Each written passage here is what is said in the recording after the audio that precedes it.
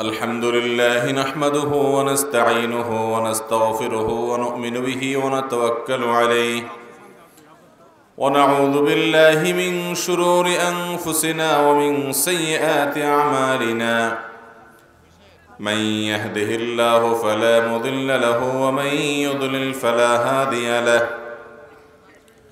وأشهد أن لا إله إلا الله وحده لا شريك له وأشهد أن محمدًا عبده ورسوله أرسله بالحق بشيرًا ونذيرًا وداعيًا إلى الله بإذنه وسراجًا منيرًا أما بعد فقد قال الله تبارك وتعالى في كلامه المجيد وفرقانه الحميد بعد أعوذ بالله من الشيطان الرجيم يا أيها الذين آمنوا اجتنبوا كثيرا من الظن إن بعد الظن إثم ولا تجسسوا ولا يغتب بعضكم بعضا أيحب أحدكم أن يأكل لحم أخيه ميتا فكرهتموه اتقوا الله إن الله تواب رحيم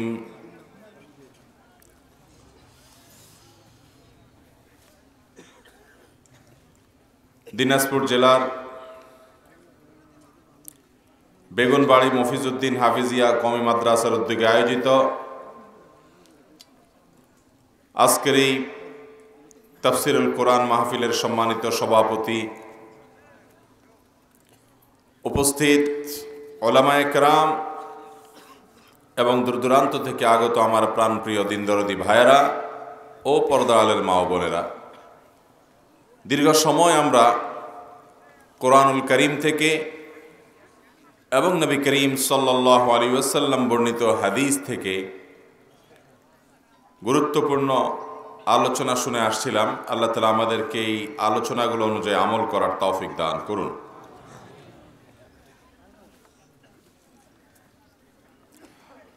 মাইকেলা ভাই আওয়াজে গুনগুন করতেছে কেন? একটু মাইক ঠিক করেন, আওয়াজ বাড়ি খাচ্ছে মাইকের।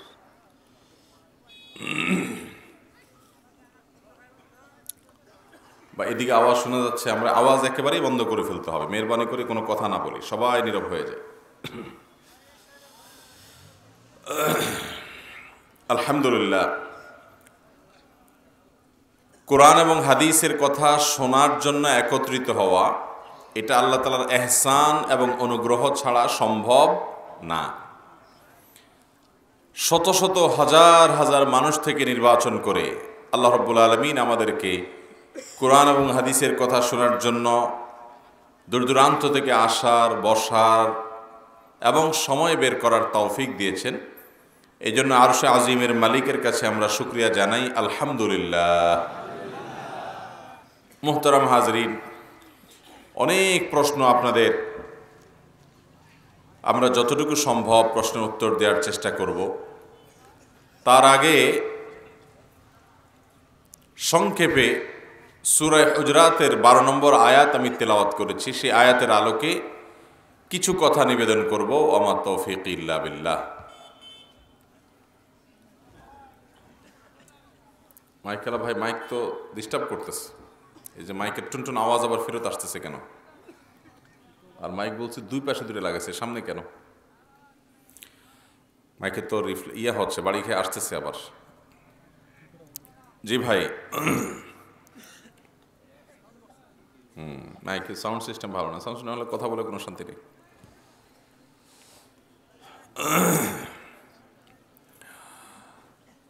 যে আয়াত আমি তেলাওয়াত করেছি এটা সূরা হুজরাতের একটি আয়াত। যদি কোনো মুসলমান কোরআনে কারীমের আলোকে আদর্শ মুসলমান হতে চায়, তাহলে সে অবশ্যই সূরা হুজরাত পড়তে হবে। 26 নম্বর পারার একটা সূরা, মাত্র সম্ভবত 18টি আয়াত, ছোট্ট একটা সূরা।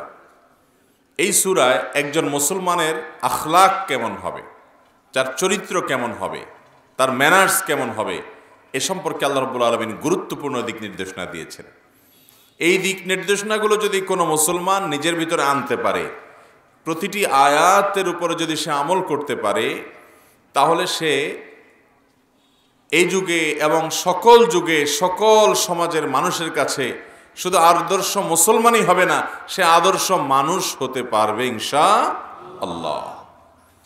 এই জন্য আমি বিভিন্ন সময় অনুরোধ করে থাকি যে আজকের প্রেক্ষাপটে বিশেষ করে মুসলমানদের মধ্যে আখলাকের বড় ত্রুটি এবং অভাব দেখা দিয়েছে।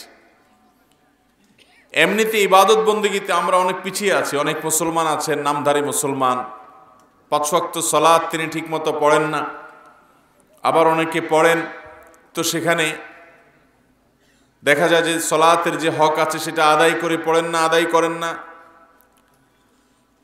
5 ওয়াক্ত সালাত, সিয়াম, যাকাত, হজ, ইসলামের মূল কাজ রোকন যেগুলো, সেগুলো করার পরও অনেক মানুষ আছে অনেক নফল আমল করেন, অন্যান্য দোয়া, জিকির, তিলাওয়াত, ভালো ভালো কাজ যেগুলো করা উচিত মুসলমানের সেগুলো তিনি করেন।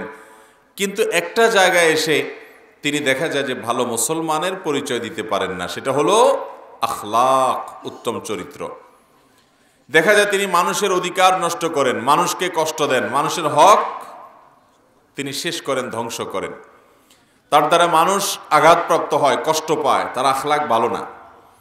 তো এই অভাবটা দূর করার জন্য সূরা হুজুরাত শুরু থেকে শেষ পর্যন্ত বুঝে বুঝে পড়া, তাফসীর সহকারে পড়া, ওলামা একরাম থেকে বুঝে নেওয়া এবং এটার উপর আমল করার কোনো বিকল্প নাই।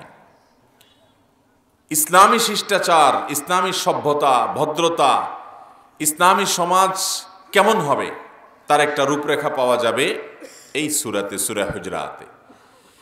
পুরা সূরার প্রতিটি আয়াতে এমন এমন গুরুত্বপূর্ণ দিক নির্দেশনা আছে যে এক একটি আয়াত নিয়ে ঘন্টাকে ঘন্টা শুধু বিশ্লেষণ এবং ব্যাখ্যা করার প্রয়োজন। আমরা শুধুমাত্র 12 নম্বর আয়াতের আল্লাহ রাব্বুল আলামিনের যে নির্দেশনা আছে সেটাকে অত্যন্ত সংক্ষেপে আপনাদের সামনে তুলে ধরার চেষ্টা করব। ওমা তৌফিক ইল্লা বিল্লাহ। আল্লাহ রাব্বুল আলামিন এই আয়াতে ঈমানদারদেরকে সম্বোধন করে বলেছেন, ইয়া আইয়ুহাল্লাযীনা আমানু, হে ঈমানদারেরা, ইজতানিবু কাসীরাম মিনায-যন, তোমরা অনেক অহেতুক ধারণা করা থেকে বিরত থাকো।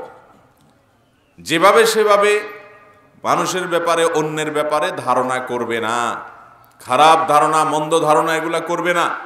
কারণ ইন্না বা'দায-যন্নি ইসম, কারণ ধারণা যদি ভালো করে তাহলে সেটা তো ভালো, কিন্তু ধারণা যদি খারাপ করা হয় তাহলে মনে রাখবে সেই ধারণা, যেগুলো খারাপ ধারণা, মন্দ ধারণা হয় অন্যের ব্যাপারে, সেগুলো কিন্তু পাপ, গুনাহ, অপরাধ, সাধারণ গুনাহ না, এটা কবিরা গুনাহ, মহাপাপ। অন্য মানুষ সম্পর্কে কুধারণা, খারাপ ধারণা মনের ভিতরে পোষণ করা। আল্লাহ রাব্বুল আলামিন আরো বলেছেন, ওয়ালা তাজাসসু, তোমরা একে অন্যের পেছনে লাগালাগি করো না, খোঁচাখুচি করো না, আরেকজনের দোষ খুঁটে খুঁটে বের করার চেষ্টা করবা না। এটা কোনো ভালো মুসলমানের গুণ না, এটা করা যাবে না, এটা গুনাহের কাজ, এটা নাজায়েজ কাজ, যে মানুষের পেছনে ছিদ্রান্বেষণের চেষ্টা করা, কিভাবে তার কোনো খুঁত বা ত্রুটি বের করা যায় এটা অনুসন্ধান করে বেড়ানো উদ্দেশ্যমূলকভাবে, এটা গুনাহের কথা। আল্লাহ বলেছেন এটা করবে না। ওয়ালা ইয়াগতাব বা'দুকুম বা'দা, আর তোমাদের একজন আরেকজনের গীবত করবে না, তার পেছনে তার দোষ যদি সেটা তার মধ্যে থাকেও তারপরও সে দোষ চর্চা করবে না। আইয়ুহিব্বু আহাদুকুম আন ইয়াকুলা লাহমা আখিহি মাইতা ফাকারিহতুমু, তোমরা কি কেউ তোমাদের আপন মৃত ভাইয়ের, যিনি মারা গেছেন, সেই লোকটার গোশত খেতে তোমরা কি পছন্দ করবে? অবশ্যই করবে না, তোমরা এটাকে তোমরা অপছন্দ করবে। তো কোনো মানুষের পেছনে তার দুর্নাম করা, তার সমালোচনা করা, তার কোনো দোষ হয়তো তার মধ্যে আছেও, এটা নিয়ে আলোচনা সমালোচনা করা, এটা হলো নিজের মরা ভাইয়ের গোশত খাওয়ার মতো এরকম নোংরামি এবং এরকম ভয়ঙ্কর অপরাধ। এই অপরাধ আমাদের দ্বারা হয় নাকি হয় না? শুধু হয়, এই গীবত এখন আর গীবত নাই, গীবত এখন আমাদের কাছে ঘি ভাত হয়ে গেছে। ঘি ভাত যেরকম মজার, আকর্ষণীয়, আগ্রহের, এরকম দুজন একত্র হলে আরেকজনকে নিয়ে রসিয়ে রসিয়ে সমালোচনা করতে আমাদের খুব মজা লাগে, ঠিক না বে ঠিক?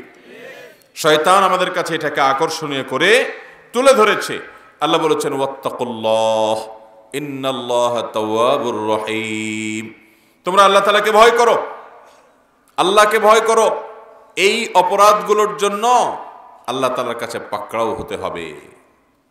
তবে মনে রাখবে, যদি কেউ অপরাধ থেকে ফিরে আসে আর সে ভবিষ্যতে করবে না সংকল্প করে এবং তার যথাযথ প্রায়শ্চিত্ত করে, তাহলে নিশ্চয়ই আল্লাহ রাব্বুল আলামিন তওবা কবুল করবেন এবং অনুগ্রহ করবেন। কিন্তু তাকে তওবা করতে হবে, পাপ থেকে ফিরে আসতে হবে। সম্মানিত উপস্থিতি, এই আয়াতে আল্লাহ রাব্বুল আলামিন 3টি কাজ করতে নিষেধ করেছেন। কয়টি কাজ করতে নিষেধ করেছেন? নাম্বার 1, কারোর ব্যাপারে মন্দ ধারণা করতে নিষেধ করেছেন। কি ধারণা করতে নিষেধ করেছেন? খারাপ ধারণা করতে নিষেধ করেছেন। তাহলে কোনো মুসলমান অন্য কোনো মুসলমান সম্পর্কে খারাপ ধারণা করা, এটা কি জায়েজ না না জায়েজ? সওয়াবের কাজ না গুনাহের কাজ? গুনাহের কাজ। এই আয়াতে আল্লাহ রাব্বুল আলামিন আরেকটা জিনিস নিষেধ করছেন, তা হলো ছিদ্রান্বেষণ করা। ছিদ্রান্বেষণ করা মানে কারোর পেছনে লেগে থেকে দোষ কোনটা বাইর করা যায়, খুঁটে খুঁটে খুঁজে খুঁজে দোষটা বাইর করার চেষ্টা করা। এগুলো আমাদের মধ্যে আছে না নাই? আরেকটা জিনিস আল্লাহ নিষেধ করেছেন, তা হলো আমরা যেন কেউ গীবত না করি, অর্থাৎ কারোর অগোচরে তার কোনো দুর্নাম সমালোচনা যেন না করি। এই 3টি জিনিসকে আল্লাহ তাআলা নিষেধ করেছেন আয়াতে। একটা সমাজের মানুষ সবাই সবার প্রতি যদি ভালো ধারণা করে, সমাজটা কত সুন্দর হবে চিন্তা করেন। যদি খারাপ ধারণা করে, তাহলে সেক্ষেত্রে তার ব্যাপারে মনের ভিতরে